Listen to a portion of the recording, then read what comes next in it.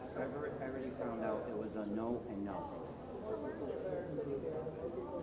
Eddie's giving me a hard time. Well, it says for the comfort of all speakers. And I just made the observations that that's a speaker. Well, Eddie, you're always What? just like No, are those not indeed speakers? You know, there used to be places called drive-ins and they had speakers that got hung up on the pole. Eddie, you're showing your age. Oh, hey, watch it. We the same age. We the same age. We're the same age.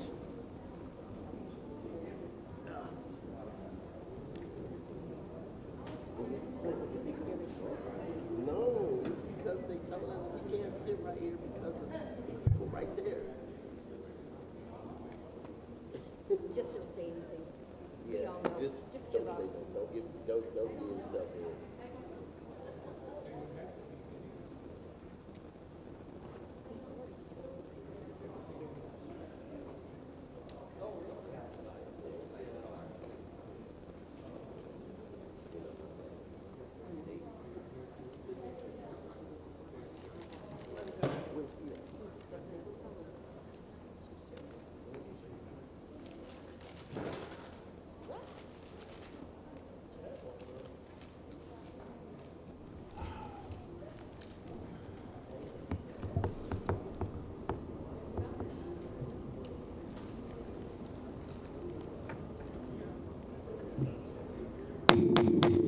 Call to order a regular meeting of Warren City Council Tuesday, May 9th, 2023 at 7 p.m. Please rise for the Pledge of Allegiance.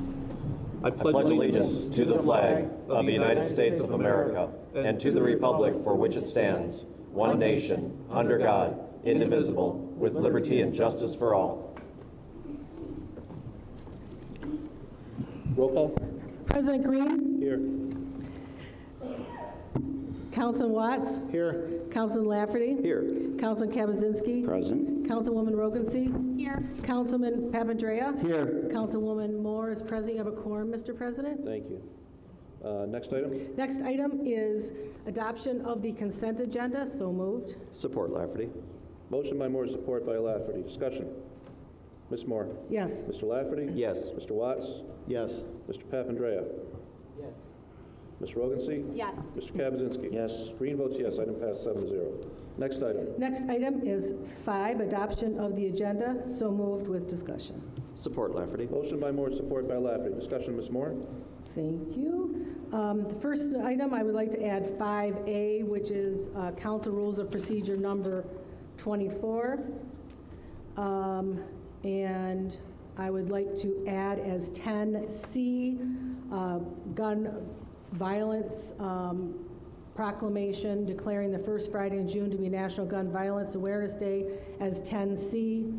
As item 10 or 13I, discussion in Ray tree ordinance, that's Ms. Rogency's item. And I would like to remove item 13C. Any additional? Let me make sure I have everything. What was the tree ordinance? Aye. Aye? 13 aye. 13 aye. Thank The you. next council, yeah. Any additional? Mr. President, Mr. Watts. I'd like to say that it's getting increasingly hard for us to make a vote on a lot of items. Again, second meeting in a row, we have no department heads here to speak of. And I know myself, I have some questions, and I'm hearing rumors that we're going to deal with this until November. We're going to have to do something about this because we can't run the city like this. We can't let this happen. We shouldn't. I mean, I know you got phone calls, I got phone calls today that during today's staff meeting at City Hall, department heads were threatened that if they came to the meeting, they'd be fired. Right. So that's not transparency, that's not good government.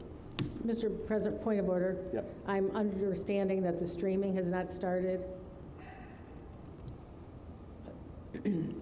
Any additional on the agenda? Ms. Moore? Yes. Mr. Lafferty? Yes. Mr. Watts? Yes. Mr. Kaczynski? Yes. Ms. Rogency? Yes. Mr. Papandreou? Yes. Green votes yes, item passes 7-0. Next item. Next item is adoption of Rule 24 of the Council Rules of Procedure, that the first two rows directly behind the speaker's podium are to be closed for the peace and comfort of speakers. So moved. Support Lafferty. Motion by Moore, support by Lafferty. We received phone calls, people coming up to us after meetings, that when they're at audience or they're at the microphone speaking, that they're being chipped at, they're being harassed, and to try and alleviate that, we don't want anyone sitting in the first two rows. We put signs up there to make it easier, but now we're going to have a rule. So that everybody who comes up to the microphone can feel comfortable with what they're Can I say speaking. something to that? No, sit down, Mr. Bell. Well, Mr. Bell. that when this gentleman right here, or this guy here, Mr. Bell, if you want to be a spectacle and interrupt everything, we'll ask you to leave. I'm not going back to the Jim Crow. We'll ask you to leave, Mr. Bell. Okay? Any questions on this? Mr. Mr. President, Papandreou? I think it's wrong. I think that people should be allowed to sit where they want to sit. I think that if you can't keep order, if you cannot instruct people in the audience to be respectful, if you allow racist comments like you did a few meetings ago, you keep doing that, it just proves you're not much of a leader. Thank you, Mr. Papandreou. You are so welcome. There's Mr. 18 President. seats there out of 500. There's plenty of seats in the auditorium. Mr. President, Mr. Kaczynski? I believe the council rules of procedure are pertaining to the council and not necessarily the members of the public who are attending an open meeting. I don't know if this constitutes a violation of the Open Meetings Act, but I believe that's something I will have to entertain if this motion does pass as a violation of the Open Meetings Act. But Thank you, Mr. the Kaczynski. the council rules of procedure apply to the members of the council, and it does not apply to the members of the public. The members of the public are not elected officials. We are the elected officials, and therefore the council rules of procedure apply to us, and it applies to us in the way that we conduct ourselves in our meeting. It does not apply to the residents. Thank you. Thank you, Mr. Kaczynski. Mr. President, Ms. Rogency? I just wanted to say I've advocated for civility in general, both from audience and from the council table, and would love for folks coming up to the microphone, particularly folks who have never been to a council meeting or who never attend a public meeting and they're coming for the first time because maybe they're fed up with something going on in their community or they want to voice their concerns, they should be able to do so without being heckled, without being name called, without feeling like they're being intimidated. If that means that we have to have folks sit farther back, I think we should be welcoming and opening to letting people come up to the podium and speak freely without being intimidated or feeling intimidated. I would never want anyone to come into these chambers and feel like they can't speak their mind one way or another, whether they agree or disagree with this body. So I just making sure everyone is realizing that this is an attempt to make sure that people feel comfortable approaching their elected officials, and that there has been challenges in the audience around how people treat people at the podium one way or another.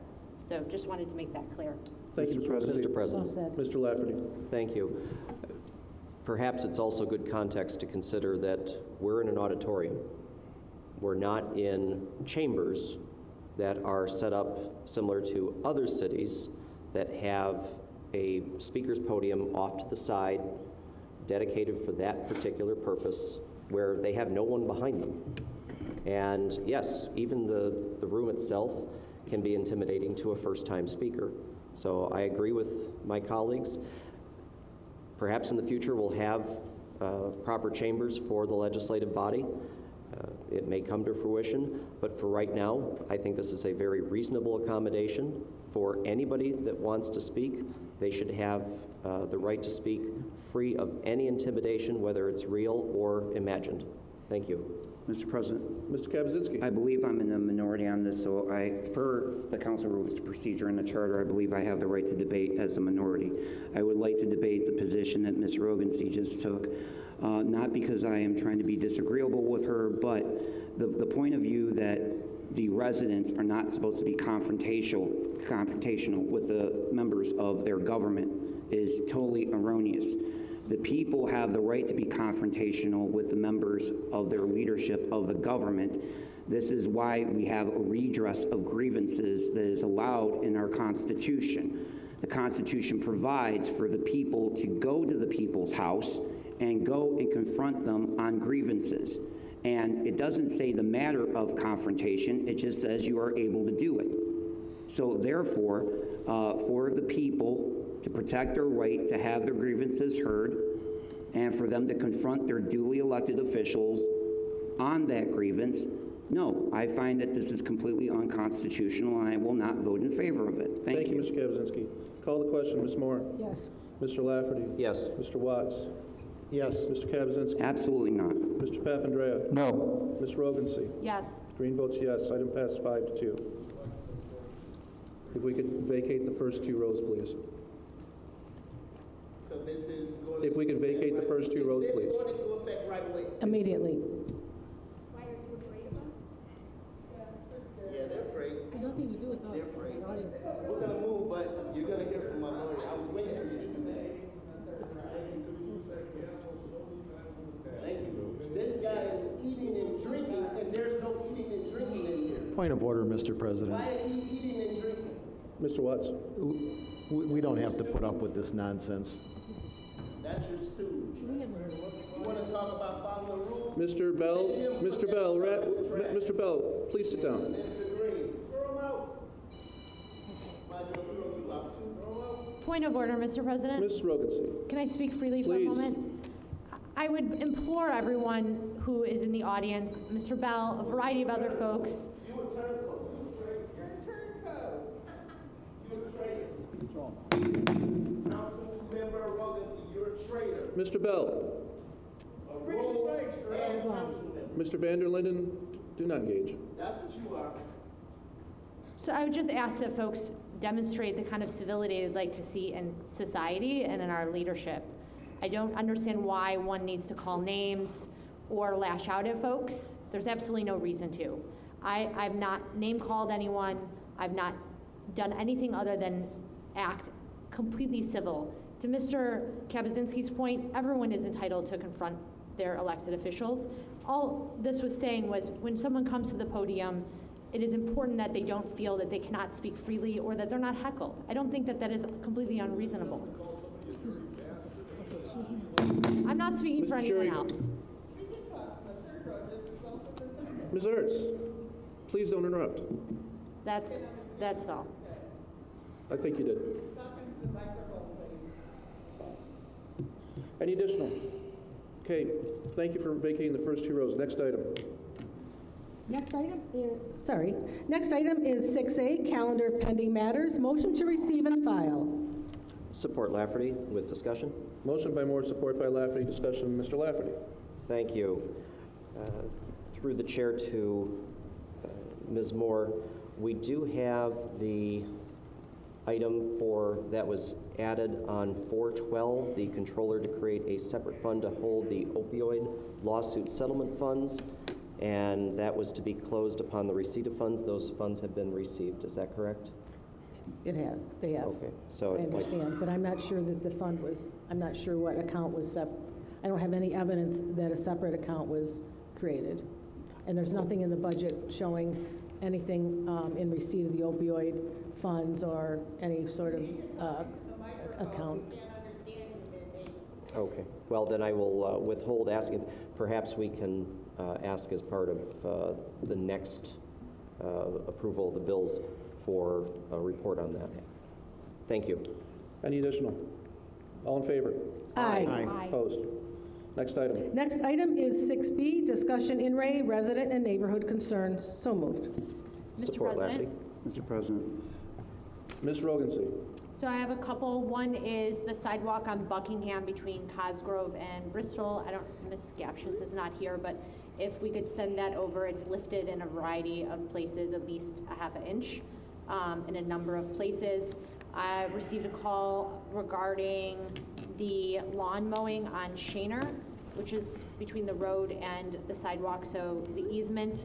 I don't know if we're doing that internally or if that is a contract. Which one? I'm sorry, which one, Ms. Williams? Shaner near my home. Shaner between 12 and Common. Okay. I don't know if it's a contract. Either way, they've mowed the lawn without picking up the grass first, and there's litter and a variety of other things all over the place. I don't know if it's in the contract for them to pick up grass in advance, but that would be helpful to know. And if someone could let the contractor know that they need to pick up the grass ahead of mowing the lawn. Any additional? Mr. President. Mr. Kaczynski. Mr. President, I have two items. The one is an update on 3135 Stevens. The tree was removed within the 5 days after Department of Property Maintenance and Building went out there to inspect. So the owner of 3905 Stevens took care of it. The violation was abated and was not necessary, so that got taken care of. The homeowner is happy with that service that was taken care of. The other item has to do with, I guess it's a continuing item, 31431 Hartwig. The resident at that address contacted me. I guess this has been an ongoing situation on Hartwig, that it's being used as a main thoroughfare to get around the traffic light during rush hour at 13 Mile and Shaner. I did speak to Ms. Gapshis earlier after I brought the resident concerns attention of the mayor as well as Commissioner Dwyer. It seems to be that the traffic signal for Shaner seems to be shorter than it is for 13 Mile Road. Therefore, there's a traffic backup, and individuals are using Hartwig between Masonic and 13 Mile Road as a cut-through. The resident reported as of Wednesday, entire day stayed at home. He had a clicker counter, counted 187 vehicles going to and fro. He indicated, canvassing his neighborhood there, the residents there on Hartwig, that there are no children that live on that block, and wondering why it's being used as a bus route. I guess it used to be for Frost Elementary, now it's called Wild. Why it's being used as a main bus route instead of using 13 Mile Road or Masonic. And evidently drivers caught on to this and use it now as a main thoroughfare, since the busing route uses that as a deviation from having to go through rush hour traffic. So the resident would request that engineering look at this. If Macomb County Department of Roads can also look at this as far as the traffic light and the timing of that, and request to the police department maybe to step up traffic enforcement. I think previous council member Scott Stevens got some boulders put up there where the ITC corridors that transmission lines are at. Evidently, there's complaints about trees have been damaged due to the speeding, and there's been little traffic enforcement, even though the residents have done everything that they can that's possibly within their purview. So if the administration could look at this here, and maybe if the police department can pay a little bit more attention to that area, especially during rush hour where it's being used as a main thoroughfare. Thank you. Did you say the buses are still going through? The buses are still going through there, even though there are no children. Let's send it also then over to the school district to look at how their drivers, what routes are taking. I'm not sure what school district that I would is. guess it's probably Tower, Okay. if it's 13 in Shaner. So if that could be sent over there to their school board or their school administration. Any additional? Mr. President, Mr. Watts? I also talked to that resident about that, and I sent it over as well. It could be either MISD or it could be Tower, because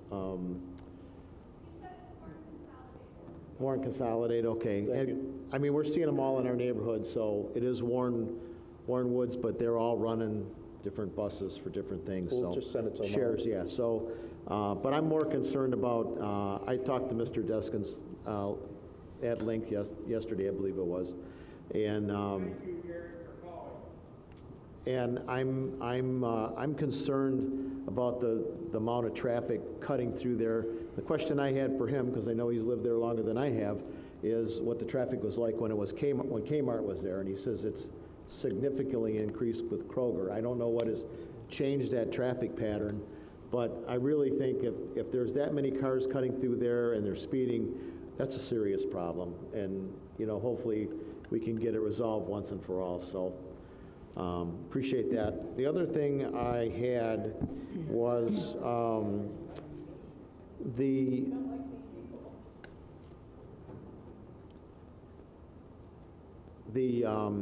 city right-of-ways. Obviously, we've had a lot of rain, and I'm sympathetic to that, but the city right-of-ways, the grass is out of control again already. And I had some residents contact me about, you know, why is the city grass not being cut, but we're getting tickets for our home lawns not being cut because of the rain.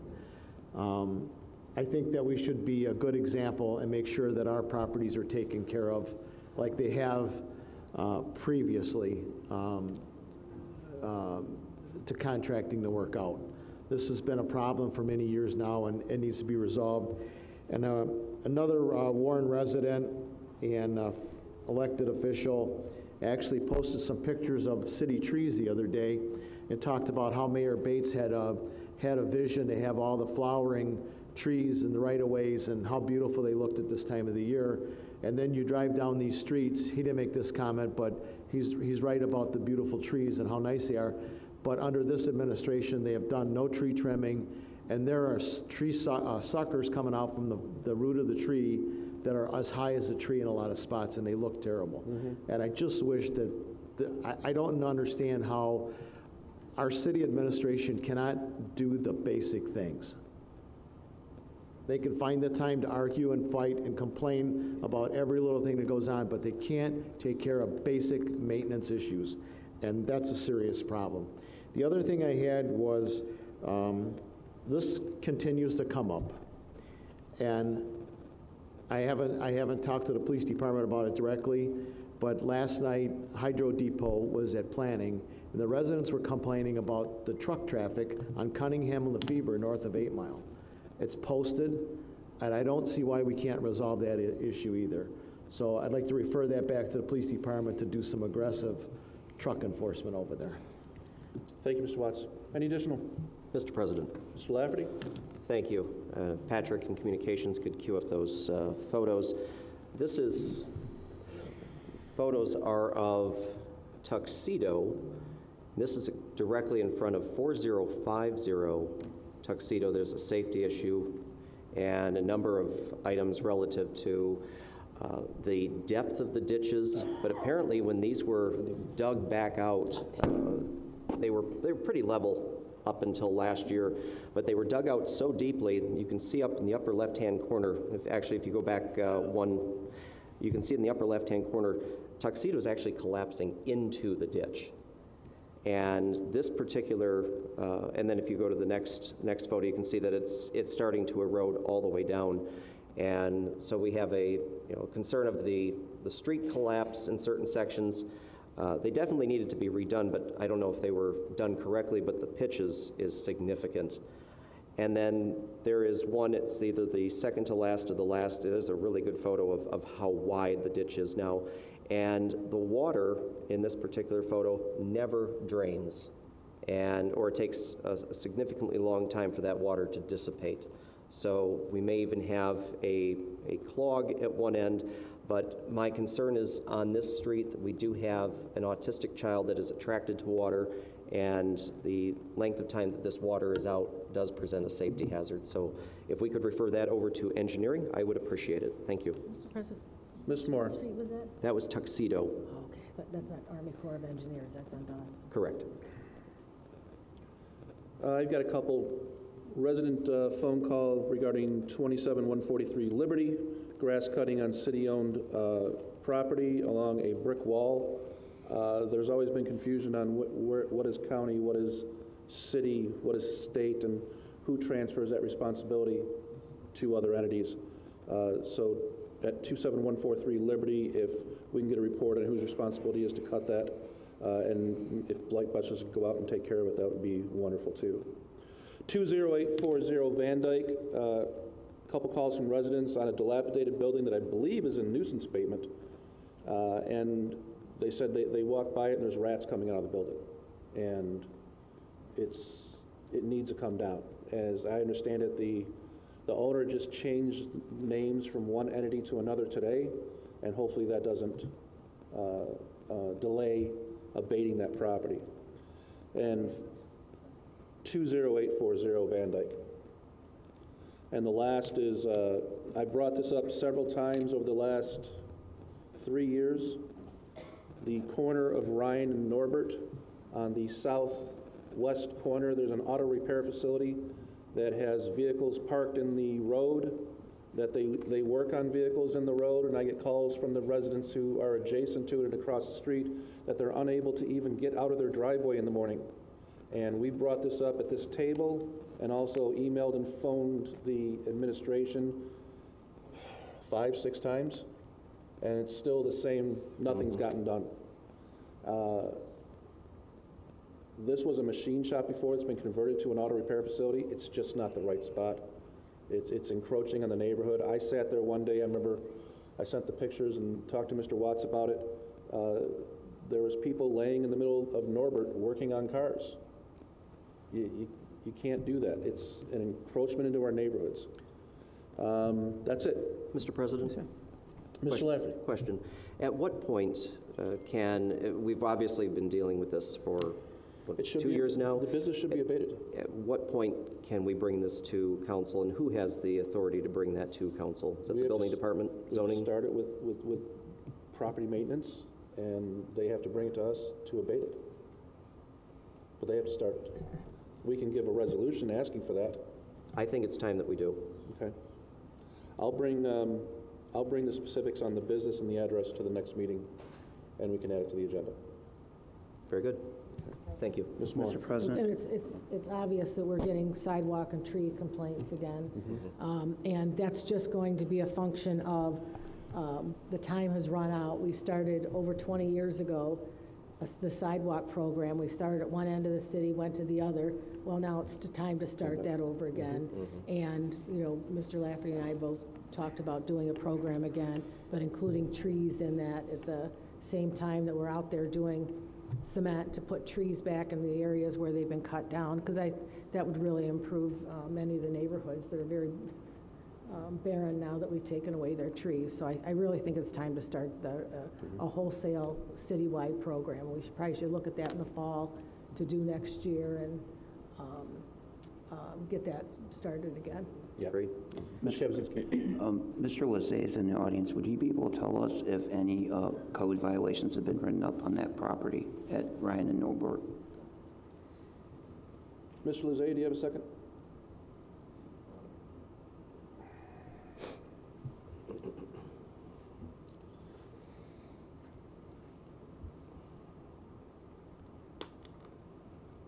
Which property are you talking about there? Mr. This is Kaczynski? the one that President Green Ryan is and speaking. Norbert? Yes. Yeah. That one I'm unaware of, but I do have an update that 20840 Van Dyke, that is being sent over to public service. As I have that ready to go. Yeah, we were concerned to that be heard here. they did a name change. Abate. We were concerned that they did a name change that would have to start all over. Well, I have the file. It's already got. It was declared a month ago. And they so- just sold it. All right. Well, That's what I just found out today. I'll move forward. I'm gonna Yeah, send just the move file and forward. get declared. Right now, I have it to be sent. The one that we were talking about is an auto repair facility at Norbert and Ryan, but I don't think That one there's I'm not anything- aware of. Okay. Thank you. Thank you, Mr. Kaczynski. To send these over to the administration for action, all in favor? Aye. Opposed? Motion carried. Next item. Next item is 7A, approval of the minutes of the regular meeting of April 25th, 2023. So moved. Support Lafferty. Motion by Moore, support by Lafferty. Discussion. Mr. President, Mr. Kaczynski. I would like to know, is this the only meeting that's taken place between April 25th and currently that we're voting on minutes for? That I'm aware of, yeah. Okay, thank you. Any additional? All in favor? Aye. Opposed? Motion carried. Next item. Next item is 8A, approval of the bills of the general revenue funds. Motion to approve. Support Lafferty. Motion by Moore, support by Lafferty. Discussion? Ms. Moore. Yes. Mr. Lafferty? Yes. Ms. Rogency? Yes. Mr. Kaczynski? Yes. Mr. Watts? Yes. Mr. Papandrea? Yes. Green votes yes, item passes 7-0. Next item. Next item is 8A1, table check number 652899 to Macomb Community College. Motion to remove from the table for discussion. Support Rogancy. Motion by by Watts, support by Rogency to remove from the table. All in favor? Aye. Opposed? Item's off the table. Mr. President? Is there a motion? I need a motion first. So Motion. move. Motion by Watts, support by Rogency. Discussion, Mr. Watts? I'd like to request perhaps Commissioner McAdams and HR Director George Demas to answer some questions, but I don't believe I see them here. I don't either. So, I don't even know where to start with this. We have two people, I understand there's two people that were put in the academy and one that we're paying for. Yet we have, I think, 3 or 4 people on a hiring list that are fully accredited in police, or in, in fire and paramedic. So we could hire them immediately and not have to pay any money to send them to school. And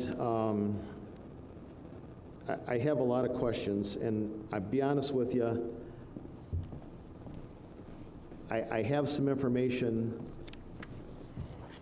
that I really want to discuss about this, but I don't feel comfortable without having the HR director here and the commissioner here, because this is bad. This is really, really bad, and it could potentially result in some serious actions towards the city.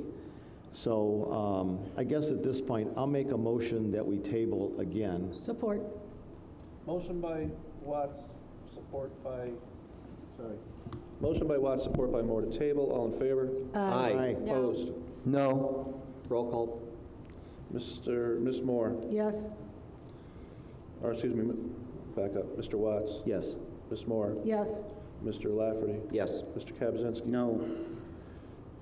And Mr. Papandrea? No. Ms. Rogency? No. Green votes yes, item's tabled 4-3. Next item. Next item is 8B, approval of the bills of the water and sewer system. So moved. Support Rogancy. Motion by Lafferty, support by Rogency. Discussion. Mr. Lafferty? Yes. Ms. Rogency? Yes. Mr. Papandrea? Yes. Ms. Moore? Yes. Mr. Kaczynski? Yes. Mr. Watts? Yes. Green votes yes, item passes 7-0. Next item. Mr. President? Ms. Moore? Is it, I just got a request there are people in the audience that can't wait in the front for a public hearing. Is there any way that we can suspend the rules and move that item up? I believe it is 11, is it 11C or B? Who are you talking to? The people in the front row that approached me. It's 11C. Is that possible to move that up? Yeah, make a motion. Make a motion to suspend the rules and move item 11C. Make a motion to amend the agenda. To amend the agenda at this, amend the agenda to make 11C now at 8C. 8C. Support Lafferty. Motion by Moore, support by Lafferty to amend the agenda to move 11C to 8C. Ms. Moore? Yes. Mr. Lafferty? Yes. Mr. Watts? Yes. Mr. Kaczynski? Yes. Ms. Rogency? Yes. Mr. Papandrea? Yes. Green votes yes, item passes 7-0. 11C. As a public hearing, consideration and adoption of a resolution approving the demolition of a house and shed at 7051 Meadow through the nuisance abatement program. This is a public hearing. Is there anyone in the audience who would like to speak regarding this item? Let's get through. Are you the petitioner?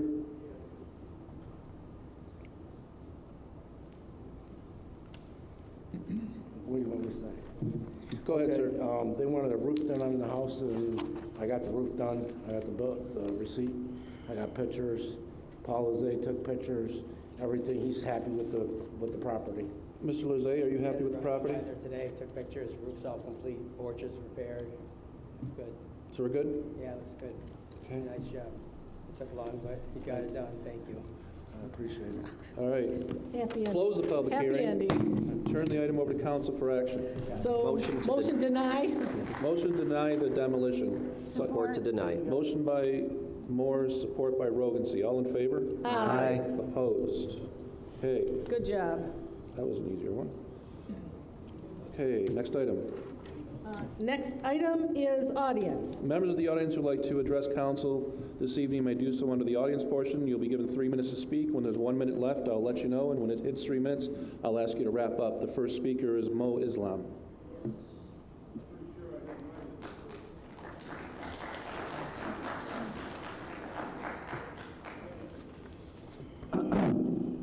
Hello everyone, good evening. My name is Mo. I live in Warren. First of all, thanks to my respected council and everyone here for letting me talk.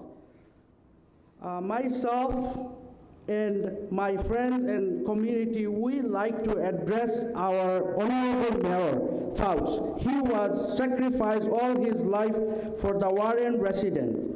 Since 2007, he is working tirelessly to resolve many issues concerning Warren residents to make the best, safe, unique city. Even during the recession, entire Michigan was surprised how Mayor Fouts was running the city just like the great, safe, and peaceful city in Michigan. Mayor is a hard-working, dedicated, and creative gentleman. He has the passion and the desire to be a mayor. And the most important thing is he is not a racist. One of the best mayor. For example, he had appointed 9 Bangladeshi commissioners. I would like to name them right now. First one is Faisal Ahmed, Khaja Shahab Ahmed, Aziz Chowdhury, Nazim Ahmed, Shuman Kabir, Seema Begum, Sultana Chowdhury, Mahmouda Mori, and the last one is Delwar Ansar. No other mayor appointed that many Bangladeshi in commission board. And I like to thank to the mayor administrations for approving Bangladeshi festival. Every group should work together to make the festival like the best festival in the history.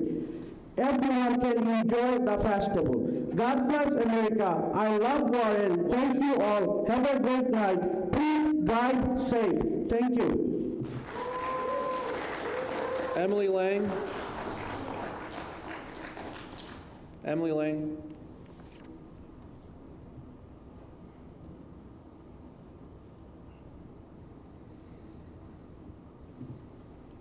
How are you?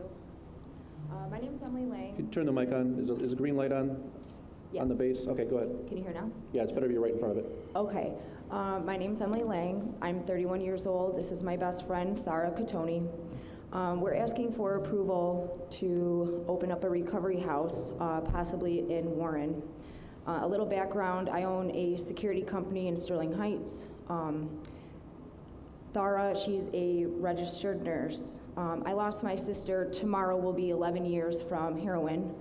I've been in recovery myself for 10 years, and it's kind of a big thing in my life to try and make a difference, to try and help people.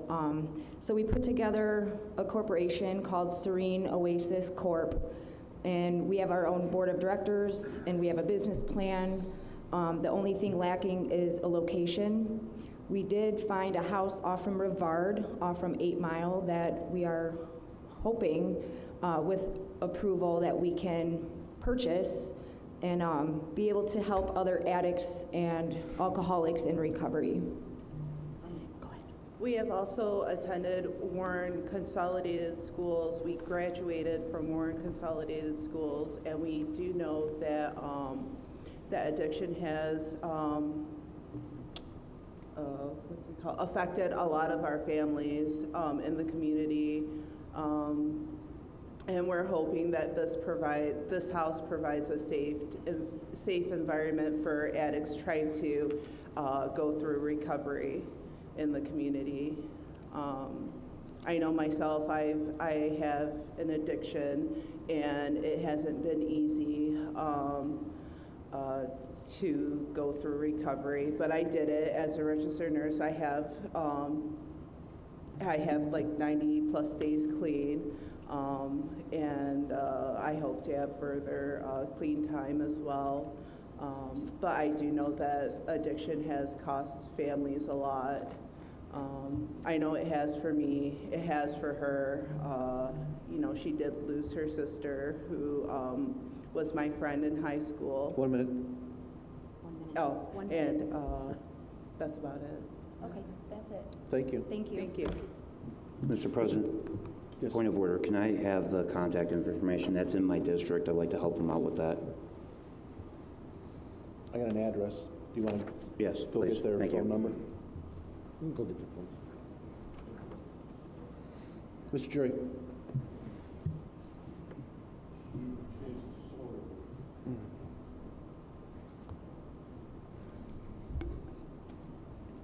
You can start the clock. Good evening, Council, citizens of Warren. Gary Jury, 56-year resident of the city of Warren. Currently a candidate running to secure a council seat in District Number 1, the very same district from which my alma mater, Charles Stewart Mott High School, is located. I am both humbled and honored to have the esteemed privilege and opportunity to serve the district from which I've lived all of my life, as well as our community as a whole. Given this prestigious opportunity, I will place my constituency at the forefront, allowing all of you first priority. No longer will your thoughts, ideas, concerns, and lives take a back seat to the self-serving agendas, vindictiveness, and absurd amounts of litigation to line the pockets of outside law firms and this pseudo-city attorney, Jeffrey Schroeder, who has proven himself both an opportunist and a profiteer. The residents of this community have, for the last 3 years with this present council, been forced to be placed in the rearview mirror. This council has been most deceptive and, in my opinion, morally bad in both principles and practice. It would be pointless to single out any one of them, as this entire council needs to be reshaped. They have repeatedly obscured the truth and misleading with irrelevant information as well as misinformation as they manipulate the system. Their latest collaboration is to remove anyone, and in one case, everyone that stands in their way of maintaining the status quo. Their objective is to promote their chosen candidates to continue this ongoing cycle of insanity and lack of transparency with the smoke and mirrors of handling some resident concerns as the city continues to further decline in quality of life, health, well-being. If they cannot narrow the field of qualified candidates they oppose, they will undermine the truth to reach a means to their end. I urge all of you here and at home listening to pay close attention and ask yourself, what has this council actually done in the last 3 years to move the city of Warren forward? Be keenly discerning and do not allow yourselves to be fooled by false rumors and innuendos. What we've witnessed during the last 3 years is an aggressive coup to seize power and subvert an establishment that they should have absolutely no intention of improving on. So at any rate, I thank you all for your time, and I look forward to having the opportunity to serve and to actually do the right thing. Michelle Nard. Michelle Nard.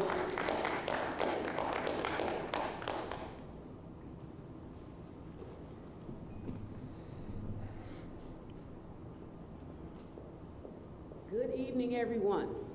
My name is Michelle Nard. I'm the Macomb County Commissioner for District 12. I'm also a candidate for mayor of Warren. But I'm not standing here today as a candidate or as the commissioner. I'm standing here as a 20-year resident of Warren. And as I speak with my neighbors and my friends, they are very disheartened with the things that have come up lately, trying to change democracy, removing people off ballots, telling people that they can't run. I mean, the last I checked, that the government was of the people, by the people, for the people. And anybody that is brave enough to stand and say they want to serve their citizens should be able to do that, no matter what. And just to, it looks really bad to the citizens when a vote that they've cast has been overturned. And it's going to be really hard for us as candidates to get them to come out and vote if you overturn their votes.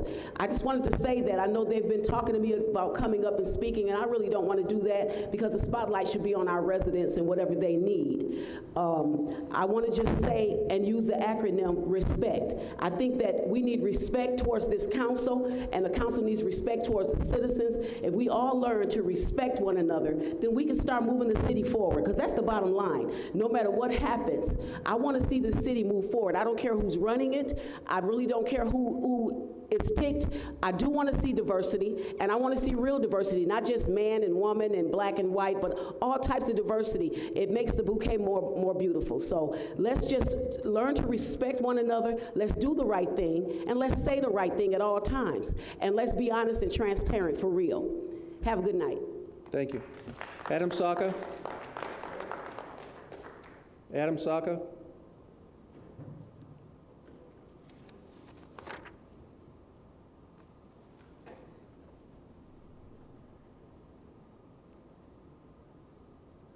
Good evening. I've been a resident in Warren for the last 20 years. Over the last 4 years, I've noticed a change. To have an outside law firm be hired to resolve city issues is outrageous. The conduct of the city council is outrageous. You don't have to get along with each other, but work needs to get done. It's very discouraging as a resident to read in the paper that our money, our resources are going to a different law firm to settle issues. We need to get the job done. We need a new face. My name is Adam Sauka. I will be running for City Council, District 2, and a vote for Adam is a vote for progress. Thank you. Thank you. Monica Bayer-Natsky.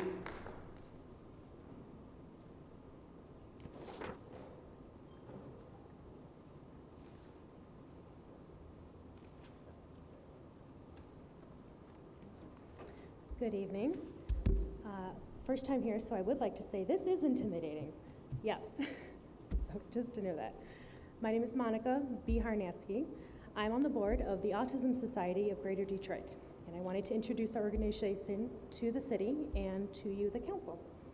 About 8 years ago, a handful of small chapters of the national organization, known as the Autism Society of America, closed their doors all across the state, and specifically here in Macomb County. The national organization went through a restructuring, and they're moving towards a model with only one single Autism Society affiliate in each state. And we are the new Autism Society affiliate for Michigan. We're currently a volunteer-led 501c3. We serve Oakland, Macomb, Wayne, St. Clair, and Washtenaw counties. And with the support of our parent organization, our plan is to cover the entire state in the next 5 years. Our main purpose is to be the connection between community service organizations, state services, and those affected by autism and the disability community at large. We offer a 24-hour information and referral line and referral service on our website as well. We also have some local initiatives, including social meetups for adults and teens and virtual support groups. So for more information on our organization and the number for our information and referral line, you can find that on our website, which is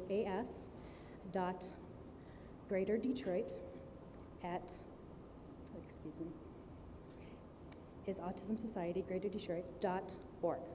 as.greaterdetroit@gmail is our email. You can email us at any time. That's all. Thank you, everyone. Thank you. Gloria Sanker.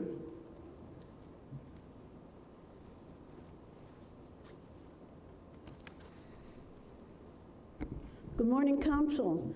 Rather good afternoon. I could be confused because I took Mound Road to get here, if you know what I mean. So anybody that took Mound Road to get here tonight should be able to have 5 minutes to talk. That's a good stand-up startup. Centerline School District had an election last week. Anyone living in that school district had to vote for millages. A millage is always an increase in taxes. Whenever there's a school millage election, it almost always goes through because school elections don't get much publicity, and there is no other election at that time. And so why don't they have school elections with regular elections and save a lot of money? One lady told me that when she went to vote, the election signs were taken off of the school property so that people didn't even know that there was an election that day. But my question is, why are seniors paying school taxes? A CPA asked me about that the other day. Why are seniors who have no children in school paying school taxes? Seniors pay multiple taxes: federal, state, county, city, and yes, school taxes. Why doesn't someone, a politician, take it up? It doesn't make any sense. We all know that we are living in inflationary times. That means necessities like food, clothes, medicine, gas, and everything else is much higher than before. Seniors are the only group who don't get raises, bonuses, vacation pay, cost of living, and other compensations. So why don't the politicians at this level get involved to help solve this injustice? Most people who work are compensated to meet the inflated costs, but seniors are on a fixed income called Social Security and are not equipped to keep up. They may be 60, 70, 80, 90, doesn't matter. They have to pay school taxes. What is the logic and the reason for this? And now with the school bringing in woke ideology, where children's sex is questioned, toilets are shared, and less basic emphasis on learning skills, why should seniors have to pay for this? Seniors used to go out for breakfast, and now they have to pay $3 for a cup of coffee, and you still have to yell out to get a refill. And of course, you have to pay a tip. More is being taken away from seniors. Why are they paying school taxes? This is not supposed to be in your golden years. It's politicians who have made this law, and they should exempt seniors from taxes where they get no return. Don't you think? Lauren Urant. Lauren Urant.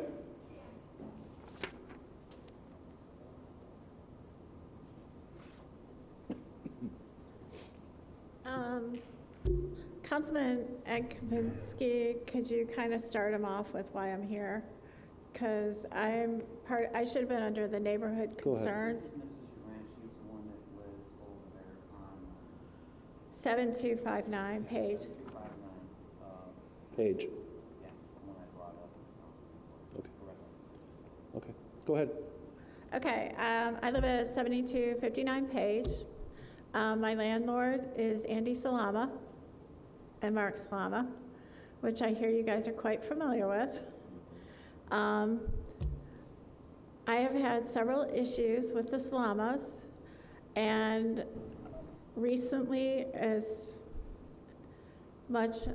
started in March, and I found a dead rat in the house, plus the rat was something was eating my cat's food. So then they have tried to evict me, which we got the motion to stay. So I got very frustrated when I found a rat hole in the corner of my dining room. So I emailed Councilman Kaczynski and the mayor. And this is the good part about you, Councilman. He made sure that he got the building department notified, the mayor notified, and I think another department, I'm not sure which the other one was. And he had Inspector Hagberg there on Wednesday, and Inspector Hagberg found 6 violations with my building, and one of them was rodents. Another one was the building was in, there was several things wrong with the outside, there's several things wrong on the inside, and actually Inspector Paul, can't say his last name, actually inspected their property too, so he can attest to it. So I actually talked to Inspector Hagberg today. 1 minute. Sure. And after I move out on the 23rd, the building is going to be tagged and it should be condemned. So I'm here to say the good things about the council. Unfortunately, this building is in terrible shape and I never knew about it. And I just want to say thank you. Everybody's been supportive and helpful. Thank you for coming out. Laurie Harris.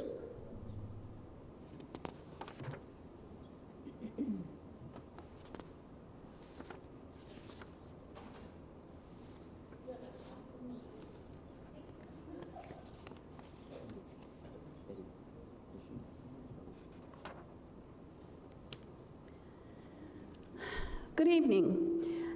First thing, I want to say hi to Tony and Dorothy and remind everyone that accessibility in the city means accessibility to participate in things like city council meetings, and we're hoping that one day people like Tony and Dorothy that aren't able to attend are able to participate in these meetings.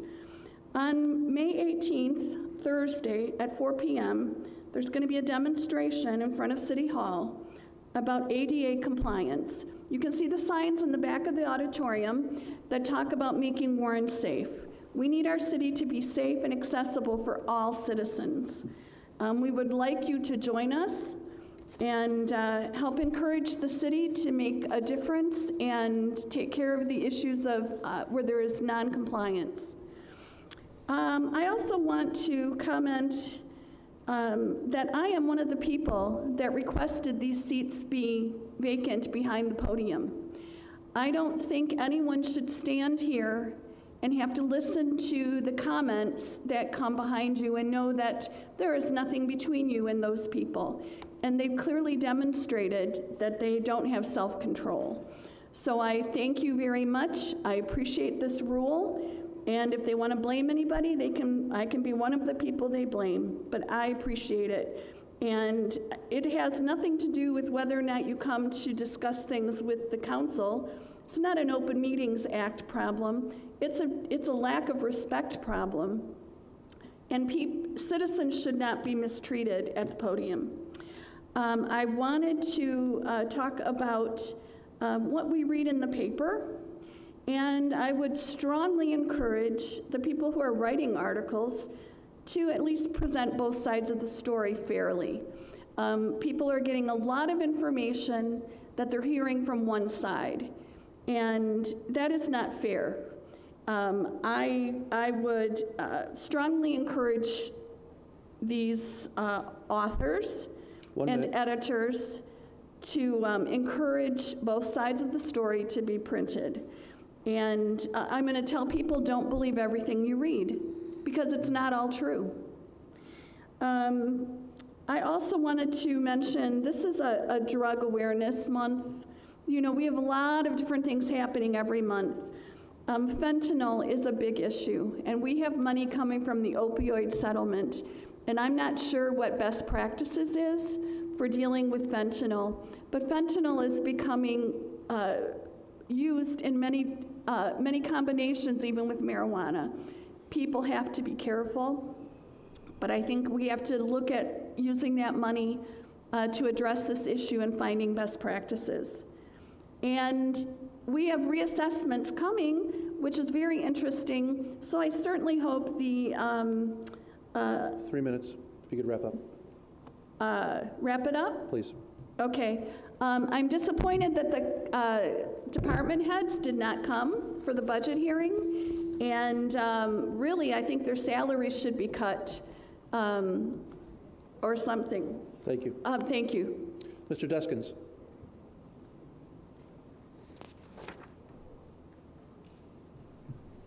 Then Mr. Ostosh is after this.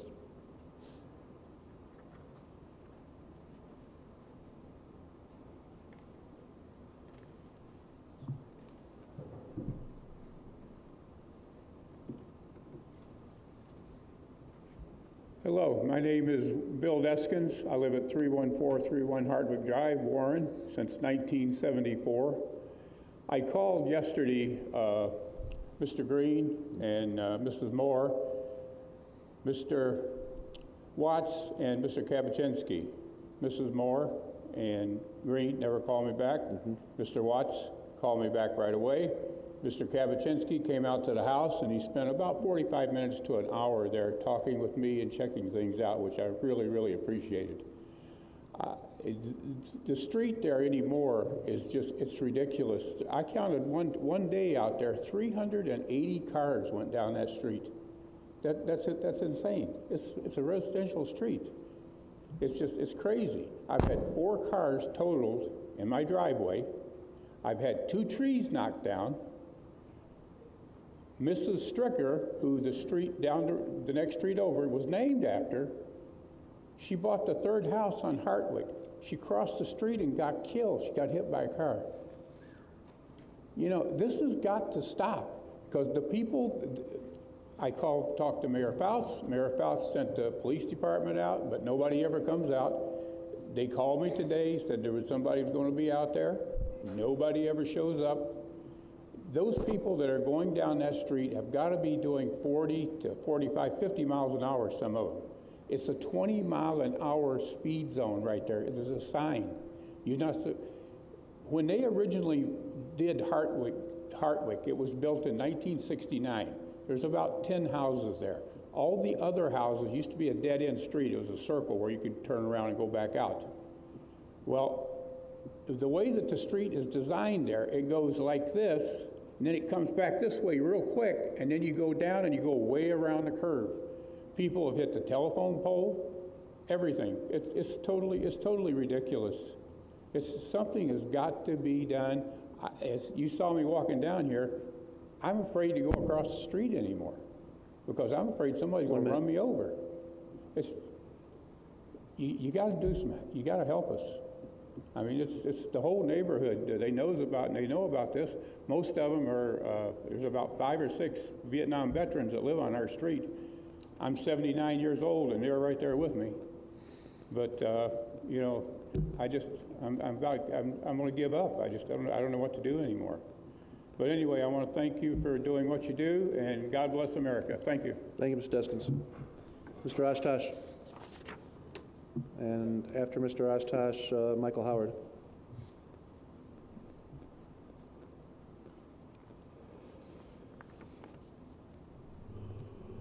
Good evening, Council. It was good to see many of you at the National Day of Prayer last week. It was quite an exciting event.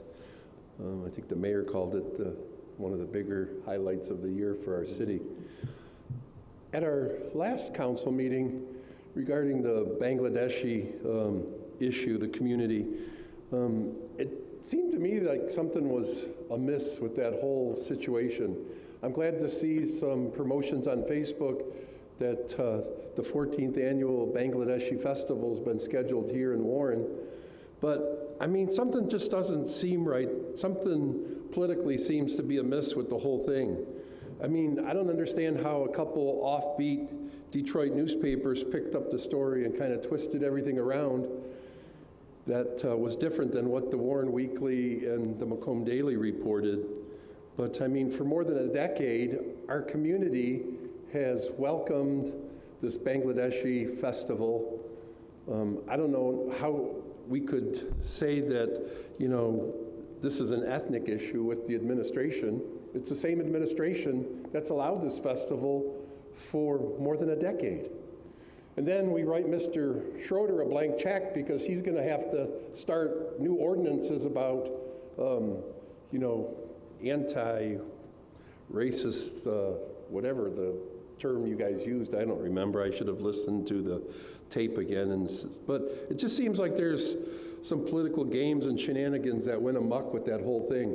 And I'm so glad that they have their festival. The second thing with the budget process, I think this budget process is a huge bungle by the council themselves.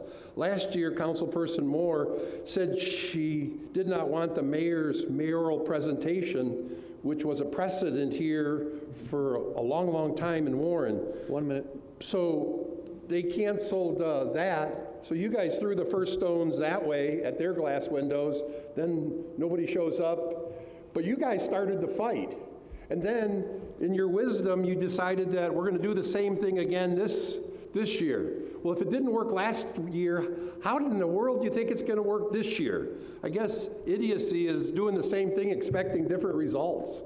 So if the budget process didn't work last year, as you guys didn't want to hear from the mayor and wanted to do it your way, if it didn't work last year, how doing it again is it ever going to work? The budget model just doesn't work. I mean, any reasonable and thinking body wouldn't repeat that same hot mess that they created last year. My opinion. Thank you. Have a good night.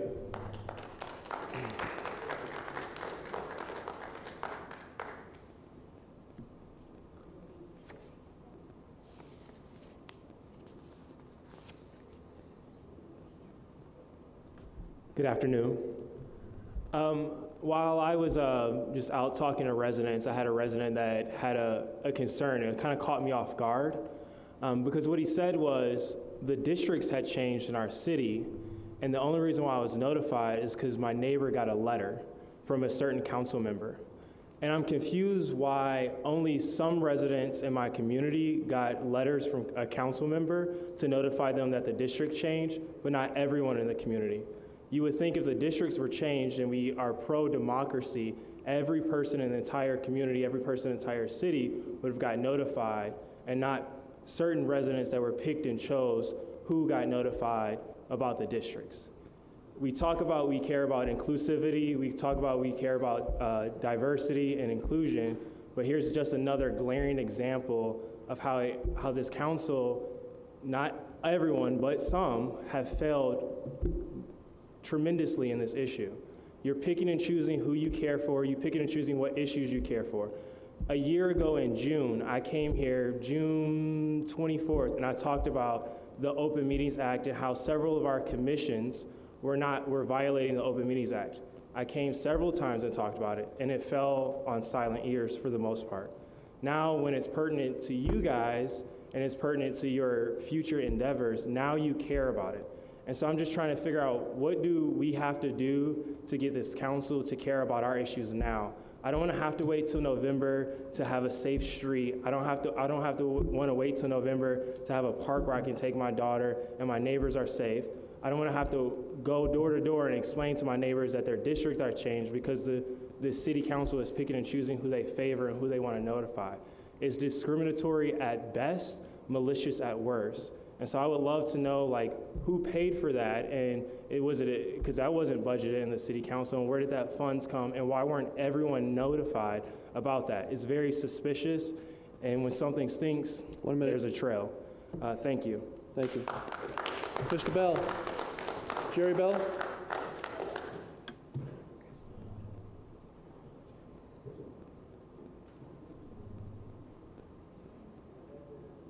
Good evening, Jerry Bell, Warren resident. I'm a candidate for council at large. Today, I was informed by you, Mr. Green, that there's no more sitting in the first two rows. What you have to remember is that ever since 2017, I've been sitting in that front row, right there on the front line. And I didn't expect for you guys to X us out and put signs on the seat saying that we can't sit there.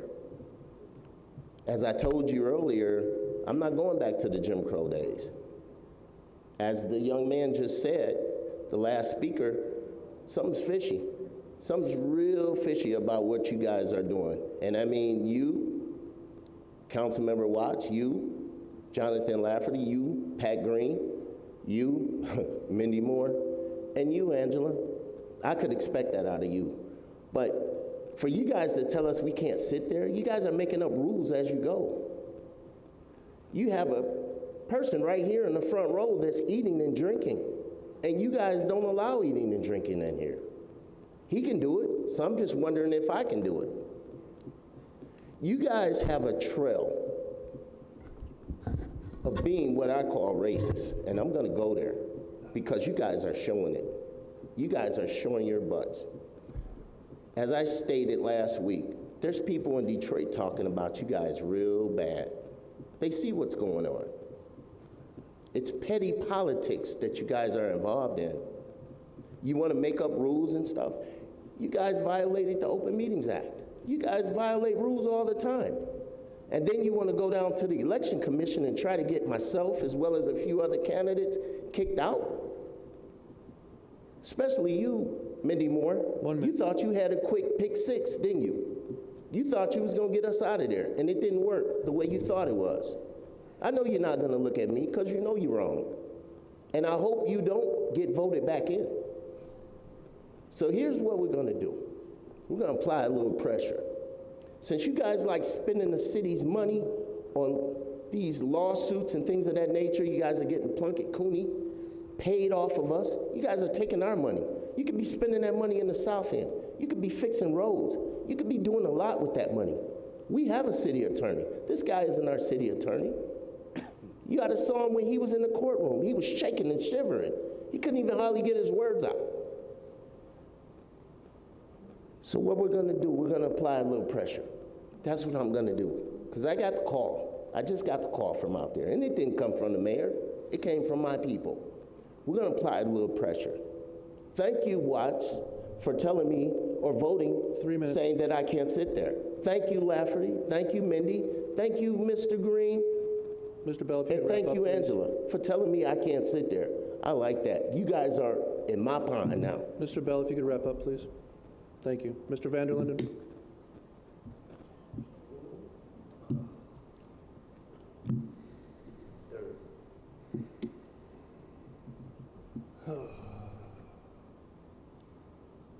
Joel Vanland, longtime Warren resident.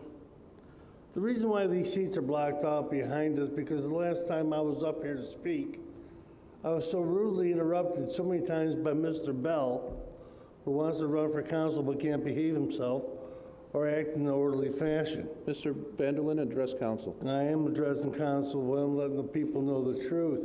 I'm also here because the council keeps on hearing all these questions about Mr. Schroeder up there. Mr. Schroeder, I love seeing you up there. You make my day up there because all these folks-loving, two-faced individuals are just cringing at every time you win. And I love it that you win and doing the work for the people because our city attorney hired by folks can't do his job correctly. As for Mr.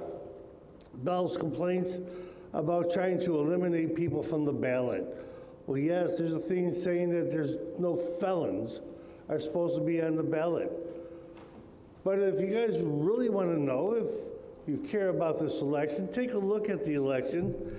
And first you have to do is throw off all the people that beat girlfriends with a hammer, or rape women, or kidnap women, or assault women, or videotape the assault of the women, or hold a gun towards a child's head, or all the other things that some of these felons and other people that have done that's on this candidates list as you talk about. These people don't deserve to be on this list, and they should be removed. And Mindy, if you were trying to remove these people, thank you for looking out for the best interests of the whole city of Warren, not folks, little privateers. It really upsets me that we have to talk about this stuff. Well, 1 minute. Well, the other conversation that all these people like to talk about is lawsuits and money. Ladies and gentlemen, I hope you understand that the person that puts us in all these lawsuits and jams us up with all these money problems is Mr. Fouts. The one that turns around and points the fingers at the council and points, but remember, whenever you point one finger at the council, Fouts, you got 3 more pointing back at you. If you want to talk about a good lawsuit, the gentleman that was just up here had me falsely arrested, imprisoned, silenced, censored, and now I am suing the city of Warren. I'm going to sue the city for every dollar I can get, And you can thank him and Mr. Fouts and Mr. Vincent for my lawsuit. You want to talk about money wasted? That's the gentleman to think about. And it's funny, every time things don't go his way, he yells racism. 3 minutes. Have a blessed day. Next item. Next item is announcements. The first is 10A, which is a resolution recognizing Police Week. Just as a motion to approve. Support. Mr. Thank you. President. Motion by Moore, support by Lafferty. Mr. President. Ms. Moore. We were very honored yesterday to, several of us from council, to attend the police memorial event yesterday. It was one of the best I've ever been to. Everyone did a wonderful job.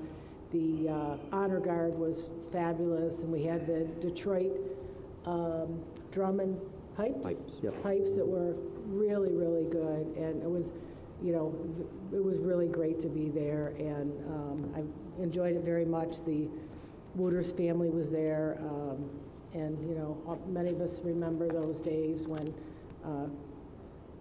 Christopher Wooters was killed in the line of duty. Of course, I don't remember when Mr. Rhea was killed, but that was a day for us to remember them and to honor their sacrifice, and it was a true honor. To move on to what our next item is, a resolution to the Warren Police Department, and I'll just read it. In 1962, President John F. Kennedy signed a proclamation which designated May 15th as Peace Officers Memorial Day and the week in which that date falls as Police Week. The City of Warren police officers are dedicated and committed to protect and serve the citizens of Warren, and whereas the City of Warren Police Department plays an essential role in safeguarding the rights and freedoms of the citizens of our community, and whereas the officers of the City of Warren Police Department place their lives on the line for the citizens of Warren, and it is important that all Warren citizens know and understand the importance of the duties and responsibilities of their police department, and that members of our police department recognize their duty to serve the people by safeguarding life and property, by protecting them against violence or disorder, and protecting the innocent against deception and the weak against oppression or intimidation. And whereas the Warren police officers project pride and professionalism to others throughout the year, now therefore be it resolved that we, the Warren City Council, join the residents of the city to proudly recognize and appreciate the Warren police officers for their efforts and willingness to serve this city by proclaiming May 14th through May 20th, 2023 as Police Week in the city of Warren. This takes on special meaning for me this year because I am going to be the proud mother-in-law of a police officer later this year, and I am very proud of that. And the Warren Police Department has been just wonderful to me and my family since we've lived here. And I am very, very honored to live in this city with this fine police department we have. All in favor? Aye. Aye. Can we? Thank you. Can we have the officers take this on behalf? Yeah. Go ahead. Officers? Who is it? Is Herndon up there?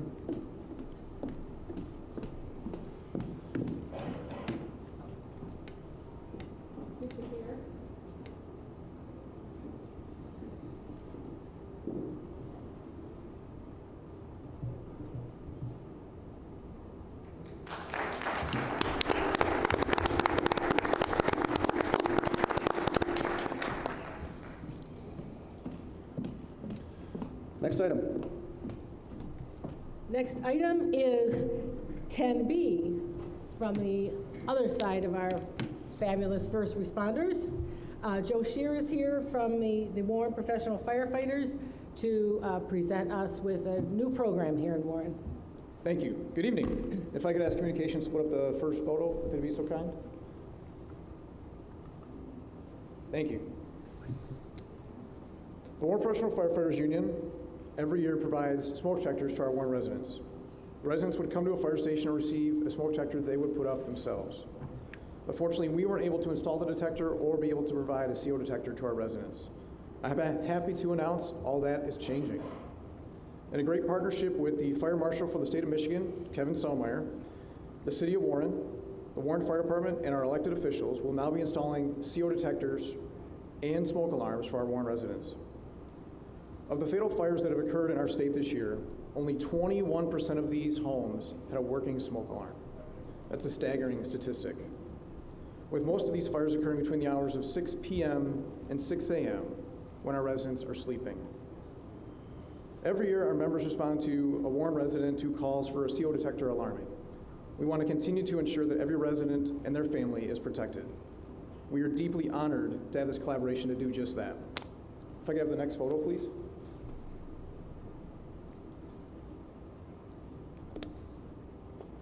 Thank you. So up on the screen, you'll find a telephone number and an email address. If you're a Warren homeowner, please reach out to us using either option.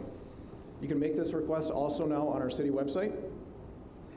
Once you've made the request, a member of our Fire Prevention Division will contact you to schedule a time for a 2-person team to come to your home and install a smoke alarm with a 10-year battery to keep you and your family safe, along with a CO detector. And our goal is to have a smoke alarm meet an NFPA, which would mean in every bedroom, every hallway, on every living level. And we couldn't have done this without this collaboration that we're talking about this evening.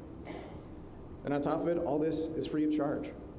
After we exhaust the detectors that we have purchased already this year, we'll be receiving these detectors and CO detectors from the state of Michigan, from the Bureau of Fire Services and Fire Marshal Selmeyer.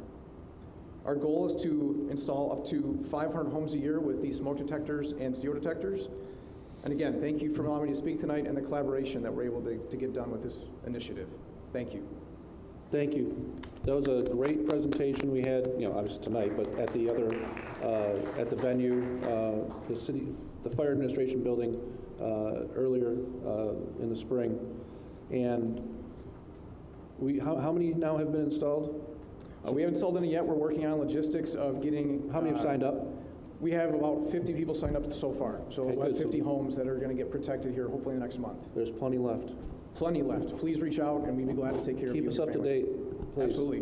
Mr. President? Ms. Moore. You have had a smoke detector program for a long time. Yes, so we've been in... That you have raised the money for as a police union, right? Fire union, sorry. Yes, ma'am. So we've been fundraising every year to buy detectors. We weren't able to install them, and we weren't able to get CO detectors. With this new program, we're able to get them for free from the state through this program and initiative that our fire marshal put together. So once we exhaust what we've purchased, we're going to be receiving probably a monthly surplus from them, and we'll just put those up as they arrive. That's awesome. Thank you. Fantastic. I'm going to be in so much trouble for saying police. Again, my phone's going to be blowing up. Sorry. We'll forgive you. Once. Thank you very much. Thank you, President Thank Hsu. you. Mr. President. Mr. Watts. I'd just like to thank Joe Scheer, who's the president of the local, and all the firefighters. There was a lot of hard work done on this, along with Kevin Selmeyer. Special thanks to Kevin as well. I know he got, I think, $1 million grant for detectors, so he's probably got a warehouse full of these things somewhere, but I know he's helped some other fire departments, and our guys put in a lot of hard work, and I can't wait to see the first detectors installed. So thank you for your hard work. Thank you. We hope to do it very soon. Yeah. Next item. Next item is a proclamation declaring the first Friday in June to be National Gun Violence Awareness Day. Just to give a little background, an organization asked us to put this on the agenda, and our normal procedure is to put the resolutions on the month that they're observed. But this organization asked, or different residents asked us to put it on early, so that's why we're putting on a little bit earlier than we normally do. You want to read it for me, Mr. Lafferty? Motion to approve. Support Lafferty. 2023 proclamation declaring the first Friday in June to be National Gun Violence Awareness Day. This proclamation declares the first Friday in June to be National Gun Violence Awareness Day in the city of Warren, Michigan, to honor and remember all victims and survivors of gun violence, and to declare that we as a country must do more to reduce gun violence. Whereas, every day, more than 100 Americans are killed by gun violence alongside more than 230 who are shot and wounded, and on average, there are more than 13,000 gun homicides every year. And whereas, cities across the nation, including Warren, are working to end the senseless violence with evidence-based solutions. And whereas, protecting public safety in the communities they serve is every elected official's highest responsibility. And whereas, support for the Second Amendment rights of law-abiding citizens goes hand in hand with keeping guns away from people with dangerous histories. And whereas, in January 2013, Haida Pendleton was tragically shot and killed at age 15. And on June 2nd, 2023, to recognize the 26th birthday of Haida Pendleton, born June 2nd, 1997, people across the United States will recognize National Gun Violence Awareness Day and wear orange in tribute to 1. Haida Pendleton and other victims of gun violence, and 2. The loved ones of those victims. And whereas, this idea was inspired by a group of Haida's friends who asked their classmates to commemorate her life by wearing orange. They chose this color because hunters wear orange to announce themselves to other hunters when out in the woods, and orange is a color that symbolizes the value of human life. Whereas, by wearing orange on June 2nd, 2023, Americans will raise awareness about gun violence and honor the lives of gun violence victims and survivors. And whereas, we renew our commitment to reduce gun violence and pledge to do all we can to keep firearms out of the wrong hands and encourage responsible gun ownership to help keep our children safe. Now, therefore, be it resolved, the Warren City Council declares Friday, June 2nd, 2023 to be National Gun Violence Awareness Day. We encourage all citizens to support the City of Warren efforts to prevent these tragic effects of gun violence and to honor the value of human life. This resolution declared adopted this 9th day of May, 2023. Thank you. All in favor? Aye. Opposed? Motion carries. Thank you very much. Next item. Mr. President. Next item. Mr. Papandreou. Are you finished, Mindy, or have more? I have an announcement.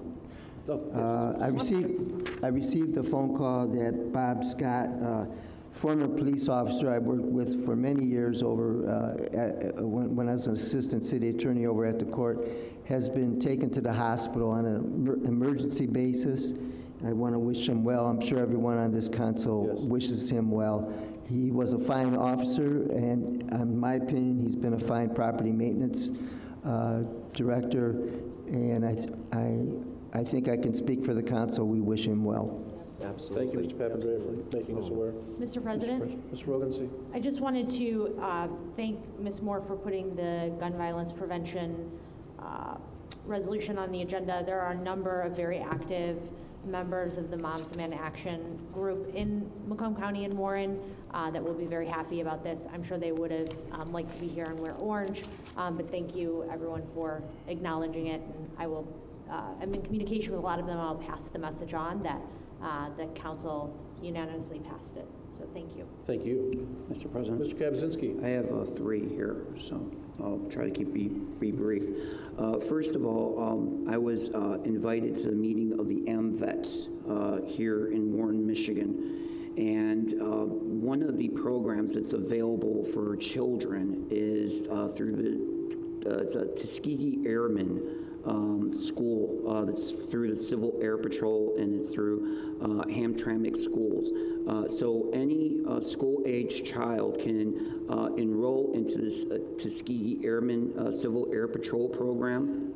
It is open to all residents. It doesn't matter if you are in Hamtramck or Warren or Macomb County, and this is being sponsored by AMVETS. So if you have a student or you have a child that's interested in joining the Civil Air Patrol or learning more about the Tuskegee Airmen and getting into a career having to do with aircraft, the school is being offered through Hamtramck schools and the Civil Air Patrol. And the classes are run out of Detroit City Airport. That's the first item. Second item is I was invited out to the Planning Commission and Zoning Board of Mecosta County. As many of people have heard lately, there are 2 battery plants that are being introduced here in Michigan here, and there are serious concerns with these battery plants. If many people remember the problems we have with electroplating services, one of the items that is used in the production of the batteries is the hexavalent chromium. And this is an item that we all remember having to deal with on I-696 when the right-hand lane was closed down for about 1.5 years, dealing with the green ooze, and then also about the damage to our water table, as well as the environmental damage done to Bear Creek. So I did go out there and make the 3.5-hour drive to go out and speak about what we had to deal with here in the city of Warren, as well as Madison Heights. But another item that should be well aware of is there's a serious problem with these the elements of the mining that's being done for the elements. The battery minerals are being currently mined in South Africa by children and by women that are being put into slave labor. And this is being done by the Chinese Communist Party. And when you go to purchase one of these battery-operated vehicles, you're actually supporting this kind of behavior. I actually spoke about this here, and I think people need to be more aware of what is going on with these battery plants and who we're actually supporting and what kind of behavior we're supporting with these battery plants and electric vehicles, and who's actually suffering the consequences for the minerals and also the production of the chips that go into these vehicles. It's a very sad and dangerous situation that those folks are going through in South Africa. So that is the second announcement. And then the final announcement is having to do with what was intimated with these election processes. Our charter is very clear. 4.3 is very clear on what are the qualifications for running for office here in the city of Warren. Now, we have Home Rule City Act that provides for our charter and our Warren Election Commission deciding who is indeed qualified and who is not qualified to be in office. Now, if we're not going to be a city that operates under a charter and under the rule of law, local ordinances, then why do we even have a charter? I think that's something we all need to look at and all need to study and find out about every candidate and make sure that they are in compliance with the charter. And it just seems to be that many individuals have to be questioned on their validity in order to campaign for office and be in these city offices. That's simply what this is about. It's about the rule of law. And our rule of law is our city charter. If we're not going to have a city charter, then we're not going to have the rule of law here in Warren. Thank you. Thank you. Any additional announcements? Mr. President? Ms. Moore. I did want to make there was a comment made about people not being notified about districts. That lies purely in the hands of the clerk to notify the electorate, the residents of what their districts are, and everyone should have received something in the mail. And I believe what the speaker was talking about was one of the council members sending letters to inform his constituents that they were now in a new district, just the ones that had changed. So I just wanted to clear that up so that everybody understood. Any additional? Next item. Everybody ready? Okay. Next item is 11A, which is a public hearing, request for industrial facilities tax exemption certificates pursuant to Public Act 198 of 1974. As amended, the applicant is General Motors, LLC. 1, consideration and adoption of an application for industrial facilities tax exemption certificate for General Motors, LLC, new battery cell development facility at 30800 Mound Road, Warren, Michigan, the Warren Tech Center. And the second is consideration and adoption of an application for an industrial facilities tax exemption certificate for General Motors LLC, rechargeable energy storage system facility at 30800 Mound Road, Warren, Michigan, Warren Tech Center. This is a public hearing. Is there anyone from the audience who would like to speak regarding this item? Hearing and seeing none, I close the public hearing, turn the item over to council for action. Motion to approve. Support. Discussion. Motion by Lafferty, support by Moore. Discussion, Mr. Lafferty. Yes. Do we have Mr. Bomarito in the audience? I do not see him. Apparently this is a tremendous opportunity for investment in the city and represents an investment of $155 million. Let me read that again, $155 million into the land and building improvements, and anticipates creating 55 new jobs at the Warren Tech Center. Do we have a representative from General Motors here? Mr. Blanchard? Wow, at least somebody showed. Would you come to the microphone, sir? Thank you. Mr. Blanchard, Mr. Kennedy. Good evening, Mr. Blanchard. Thank you. Good evening, Mr. President, council members. My name is John Blanchard. I'm the Director of Local Government Relations for General Motors. I have some of my colleagues here with me today as well, Troy Kennedy and Marvin Najor from our GM tax staff, and also Candace Butler and Treasurer Thomas. They're from our economic development activities. So I just want to take a minute just to thank you for even considering these IFT exemptions. They're very important for our Global Technical Center here in the city of Warren. Just a little background. Since 2015, GM has announced almost $2 billion worth of investment at the Tech Center, including $300 million in 2021 for a new battery innovation lab, and another $300 million for the phase 2 expansion of our design center. And then just last year, we announced another $100 million to produce the all-new Cadillac Celestiq. So very important projects. And all of these just show the level of commitment that General Motors has and the relationship and the partnership that we enjoy with the city of Warren. That's a very important facility for us. Over the past 2 years, GM has made major advancements in moving toward an all-electric future. We've announced 3 brand new battery plants, and then also 3 major battery electric vehicle investments, all in the United States. We're here tonight to consider investing. When you look at the total investment with the 2 projects, it's actually $525 million.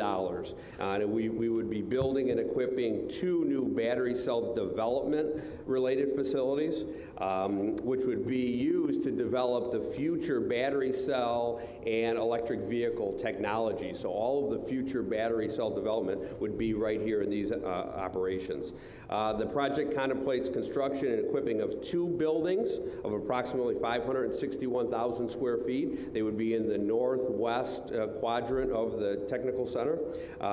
If we proceed with the projects combined, it would be about 80 new jobs added. We would hope to start construction once we make a decision yet this year and complete in 2026. So just on behalf of the General Motors and the leadership of General Motors, we really do value this relationship that we have. We're excited about the opportunity, the potential to do a significant investment right here in our own backyards at the Technical Center. So we thank you very much in advance and happy to answer any questions if you have any. Mr. President. Still the floor. Thank you. I'm curious, I'm very excited about the electrical vehicles, and I also look at our electrical grid and the sustainability of being able to provide power for all of these new exciting vehicles. Do you have partnerships with the utilities? Can you speak to that? We do. Add some color to it? As a matter of fact, we have a significant focus on the infrastructure now to support not just General Motors investments, but just the industry-wide, the push to electric vehicles. And so we have partnerships at the local level. We announced a partnership with Pilot J to put charging stations along the major corridors throughout the United States. There's a significant push at the federal government to try to get the infrastructure in place. So you're going to start to see more and more of the infrastructure in residential developments, commercial developments. Most of these charging stations you're going to see either in your home, work, office environment. So we're going to start to see more and more of those. In the partnership, we can't do it alone. The auto companies, the OEMs can't do it alone. So we are partnering up at all different levels to make that successful. Very, very exciting. Thank you for that information. Your initial presentation answered several of my questions, so very good. I am excited about this. Obviously, General Motors being our largest taxpayer, we thank you for your commitment to the City of Warren. One special note that your facility is completely within District 2. It's my home district. Well, thank so you, sir. thank you for being a terrific partner to our community. Any additional? Mr. President. Ms. Rogency. Through the chair to Mr. Blanchard, in the notes it states that you are adding 55 jobs, new potential jobs. How does that compare with the very public buyout that occurred? Are you in it? Is that in addition to? Yes. Down the road beyond where you're at now? Yeah, these would be new positions. They would be 55 in one of the facilities and then another 25. So there's like 80 total. One of the questions that had come up, and those would be, in the day of remote work and working remote, those would be positions that are actually on site. And so that would be the buyouts and the early retirements that really doesn't correlate to that. So these would be brand new positions at the tech center. Okay, thank you. And then a secondary question that is slightly off topic, but approximately how many folks are visiting the tech center these days? How many are visiting? Our published number of people that actually are assigned to the tech center is about 25,000 people. And there's a big push starting in February of this year to start to bring more people that had, in the last several years, been working remotely to come back on campus. So you'll start to see more and more. If you haven't already, you start to see more and more people. Our Cole building, we used to call it the Vehicle Engineering Center, the VEC, which is the big building right across from City Hall. You'll start to see more and more people parking out there, filling up the parking structures. So about 25,000 are assigned to that site, and every month more and more are starting to come back on site rather than working remotely. And then my last question is how many folks are traveling for business again? We try to do selective traveling. I know I have U.S. responsibilities, and so I personally am traveling around the country. We're starting to do a lot of that. Some of the joint ventures that we've announced are with companies in Korea and around the globe, so they're traveling here to the United States. They're actually coming here. And one of the big destinations, as you can imagine, from our Global Product Development Center, which is right here, is they're coming to this campus. They're coming to this location. So even more so than some of the other locations around the state of Michigan or around the country, they're coming here to work and visit and engineer in Warren at the Tech Center. Thank you. I only asked because a tremendous opposition to our downtown development was that there wasn't enough employees at GM and that travel for work was dead, which you've confirmed that it is not. And in fact, there is a market potentially for further partnership with General Motors. So thank you. Sure. Mr. Kabazinski. Mr. President, thank you. Sir, as a conservative, normally I'm against taxation. In this case, because what I previously said during announcements, I find it abhorrent what the battery industry is doing and what your industry would be involved in. Now, you may not be directly involved in it, sir. Your team may not be directly involved in it. But quite frankly, every union member that I've spoken to appreciates the muscle cars of the past that operated on the gas combustible engine. That's not going to happen anymore with these battery operated engines. You're not going to be able to tool them. You're not going to be able to soup them up. You're not going to be able to do anything with them. You're going to have a battery that dies in about 5 years. Mr. Kabazinski, does this have anything to do with the Yes, it does, and I would like to continue. I'd like you to stay on topic of the tax abatement, not talking about muscle cars. Well, now you're making me lose my train of thought. Take your time. Okay. This is America, sir. Okay, we support the oil and gas industry. I support the oil and gas industry. I cannot support this and I will not support it. I think it's abhorrent what is being done overseas and what is coming in here as a result, and I don't find this affordable to any of our residents, especially in the South End, who can't even come close to affording an electric vehicle.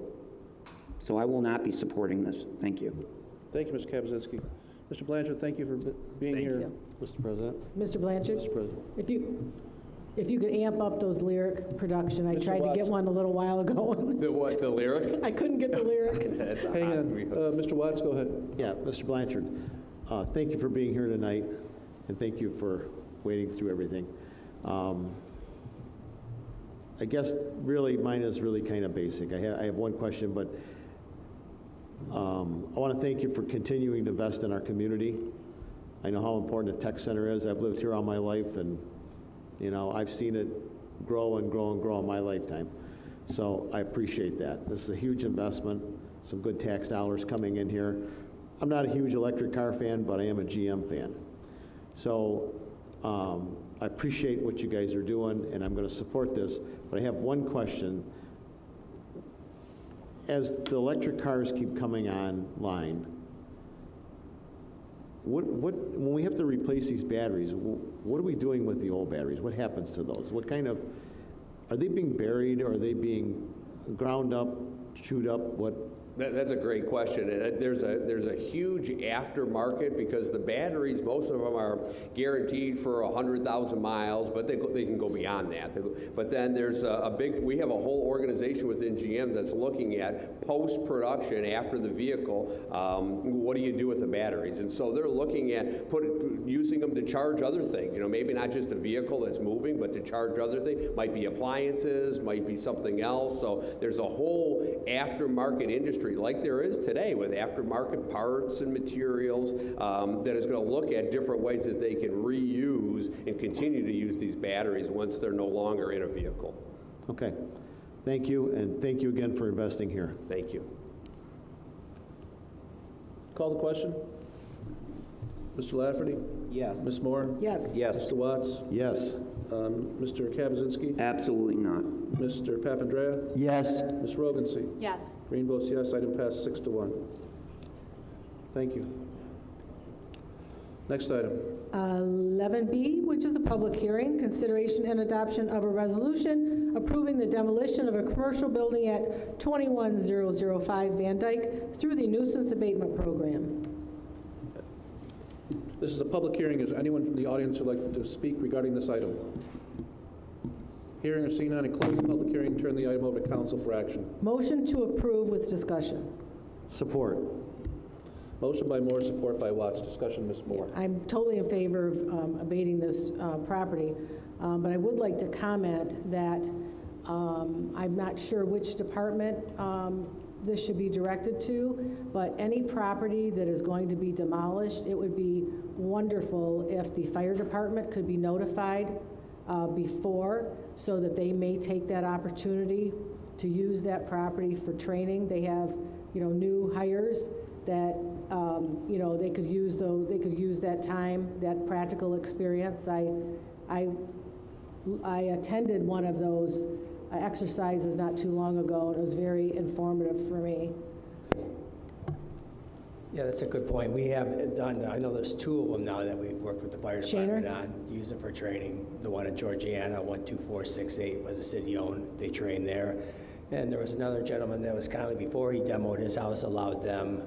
We brought in the nuisance abatement. He decided to tear it down on his own, but he allowed the fire department to use that for their training. So. Yeah, we just did it on Shaner, one of the properties that was going to be taken down for the new, for Station 5. And I think, yeah, that was the house, wasn't it, Joe? And so, yeah, I think it's a really good opportunity if they could be notified of that, because we have a lot of new hires. We have a lot of new people that could really benefit from that practical experience. So I would appreciate that. Thank you. Mr. President? Mr. Watts? Don't run away, Paul. Mr. Lindsay? Don't run away. Save you a few steps. So looking at this is the old Baseline Feed store. And I know I had some discussion with that gentleman there, I believe at the TIFA meeting. Are we tearing down this whole building, or is it just part of it? There's 2 addresses. It'll be half that you know, there's half in there. If you see the photos, that whole brick facade is about this becoming worse and worse and worse. It's gradually sagging. So it's my understanding that the half of that building, the north half, was purchased, but I guess there was a possible purchase of the south half, but I believe that was tied up with the banks. So all I know right now is we're going to be taking at least half that building that's just dangerous and removing that. So do we think we can get that down without damage to the second one? I hope so. It'll definitely be an on-site, when it goes up, obviously we'll definitely have an on-site, probably an on-site meeting. I'm going to say how we're going to do this. I mean, we're going to have, first we're going to have to secure the site and then decide, we'll have to have some kind of construction meeting and how we're going to perform this. Okay, well. With the demo, whoever gets a demo contract, we're obviously going to have a discussion how we're going to do it. And I said this at another meeting, because we're trying to save another building north of 9 Mile that was a historical building. And I think this building is more historical, but it's my understanding of the discussions I've had at other meetings that this is probably beyond that point. I've heard it's pretty bad inside as well as outside. Yeah. So, there. okay, I don't have any problem. I'm gonna vote for it if everybody's okay with this. I mean, we got to do something. So, Any additional? Call the question. Ms. Moore? Yes. Mr. Watts? Yes. Mr. Kaczynski? Yes. Mr. Lafferty? Yes. Ms. Rogency? Yes. Mr. Papandrea? Yes. Green votes yes. Item passed 7-0. Next item. 12A, request to ratify the proposed City of Warren GELC. Point of order. I'm sorry, Which Madam point of order? Secretary. Going back to 11A for the tax exemption certificate, did we vote On as one public hearing. one hearing, but both items we passed? Yeah, so we both not the bifurcate the application and, okay, I wanted to There are make two sure. applications. Yes. We added them. Okay, thank you. I wanted to be clear on that. Thank you. Next item. 12A, request to ratify the proposed City of Warren GELC 2227. 11C. We did that earlier. Sorry, you're right. I'll shut up. You know, I can use the help. I Trust me. didn't cross it off. I can always I didn't use cross help. it off. 12A, request to ratify the proposed City of Warren GELC 227 court extension agreement. So moved. Support Lafferty. Motion by Moore, support by Lafferty. Discussion. Ms. Moore? Yes. Mr. Lafferty? Yes. Mr. Watts? Yes. Mr. Kaczynski? Yes. Mr. Papandrea? Yes. Ms. Rogency? Yes. Green votes yes. Item passed 7-0. Next item. Next item is 12B, request of the Water Division to authorize the publication of delinquent water charges for the 2023 tax roll. So moved. Support. Motion by Moore, support by Lafferty. Discussion. Ms. Moore? Yes. Mr. Lafferty? Yes. Ms. Rogency? Yes. Mr. Kaczynski? Yes. Mr. Papandrea? Yes. Mr. Watts? Yes. Green votes yes. Item passed 7-0. Next item. Next item is consideration and adoption of a resolution to adopt a final planning document for drinking water improvements and designate an unauthorized project representative. So moved.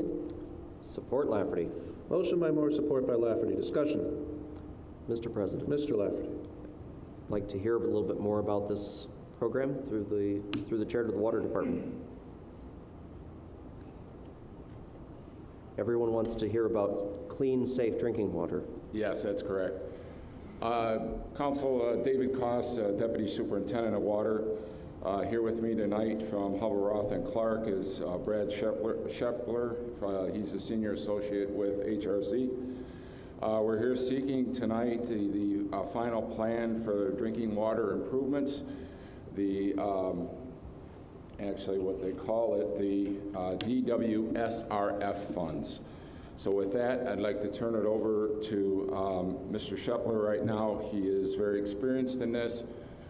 He's helped us through the process, very, very lengthy process to go through, and hopefully we can seek funds to help us replace all the lead services in the city.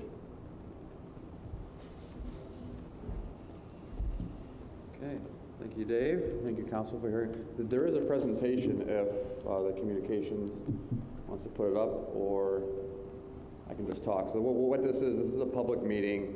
It's part of the project plan submittal process. So, is there? Patrick, put that up. Patrick, there we go. All right. So next slide, please. There's Dave's introductions. Okay, next slide, please. So the purpose of the public hearing is to present the Drinking Water State Revolving Fund project plan and the application process. Again, like I said, this is a step in the process. This meeting is to provide a forum for community participation. We're supposed to go, and there's a schedule of things we're supposed to go through at this meeting as part of the project plan process. So bear with me, it will be tedious a little bit, I apologize. But I'll try and go quick. So we'll need to do an overview, a discussion of the project plan and the alternatives, overall costs, some of the impacts, and then leave it up for questions. Next slide, please. So the DWSRF loan program is administered by the Michigan Department of Environment, Great Lakes and Energy, or called EAGLE, which I will use that acronym very frequently in here. Their role is to review and approve the project plan and manage the loan process. This loan program offers low-interest loans to eligible water supplies, and the loans are used to assist in the planning, design, and construction of two eligible water projects that help satisfy the Safe Drinking Water Act. So current rates are 1.875%, which is pretty good. Next slide, please. So again, the application process, following the public meeting, we would ask that City Council pass a resolution that would adopt the project plan, so we cannot submit this project plan without your approval. If you do choose to pass this resolution, we will submit a final project plan to EAGLE by June 1st. It will then go on a project priority list and ranked. And one of the most important parts here are kind of underlined. Oh, we need to go next slide, sorry. There you go. So a couple of the very important parts are underlined here. This year, there is a considerable amount of funding available. There is bipartisan infrastructure law funds, there is state ARPA funds, and then there are standard DWSRF funds. So the project has a high potential of getting some principal forgiveness, which is essentially a grant towards this work. So that is why it's very important. Also, submitting this application does not obligate the city to accept this loan. So we must come in front of you again. If we are ranked high enough on the project priority list, we must come in front of you again to say, do you accept it? So this is not your last time that you will see this. So I want to make that perfectly clear. Next slide, please. A little background on the project. So in June of 2018, the state of Michigan passed the revised lead and copper rule, which is the strictest in the nation. It requires that all water supplies are required to replace their known lead services at a rate averaging 5% per year. So they want to get all the known lead services in each of these water systems completed in about 20 years. It goes into a little service line. What defines a service line? Obviously, from the water main to inside your home is what's considered your service line, essentially. So, next slide, please. It started with what was called a distribution system materials inventory. So we were tasked with doing a tabletop exercise to figure out how many lead service lines do we think are in the city of Warren. The city was not required, the city water department, the private side of the service, which is essentially from your shutoff, which is about at the sidewalk or your property line into your home. So the city had a lot of unknowns. We came up with about 1,000 that we knew were known and about 50,000 that we really didn't have a complete picture of what it was. So there's a lot of unknowns. We need to go find those. We need to do some verifications to confirm where these are. The city was able to get a grant to do about 400 of these verifications. So we'll be doing 400 verifications throughout the city, a grant through EAGLE, and that'll be able to help us predict where other lead services may be within the city. You can kind of tell based on when subdivisions were built, what the water main material in the road is, and then some of these verifications that we do, we'll be able to hopefully predict the areas in which we can find a high percentage of lead service lines to then attack those with this loan that we're applying for. So that's essentially what